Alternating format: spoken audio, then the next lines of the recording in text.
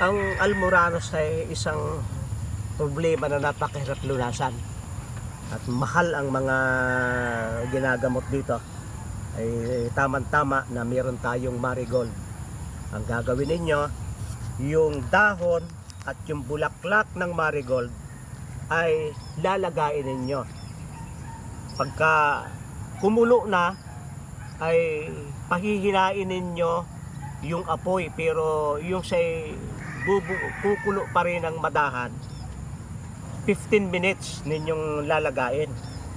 Pagkatapos ay pwede ninyong salain at mayroong planggana o batiya na pwede kayong umupo. Ang tawag doon ay sitz bath. Habang kayo'y nakaupo doon dito sa nilaga nito, ay natutulungang gumaling yung ating almoranas, natutulungang kumupis.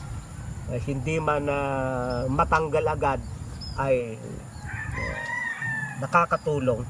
Plus, iinom kayo. Lalagain yung isang mga 3 baso maghapon kayo iinom. Tapos ay thrice a week kayo ay uupo sa nilaga nito. Ang tawag ay sitz bath. Kung gusto niyo malaman pang malalim tungkol sa sitz bath, kayo ay magkuha ng YouTube, inyong ikuha yung sitz bath. May mga nabibili sa online na parang plangganang nilalagay lang sa bowl ng CR, doon kayo uupo. O di kaya kung gusto niyo magtipid, pwedeng planggana lamang na kayo makakaupo na yung inyong hanggang dito sa may pusod ay nakuha ng tubig.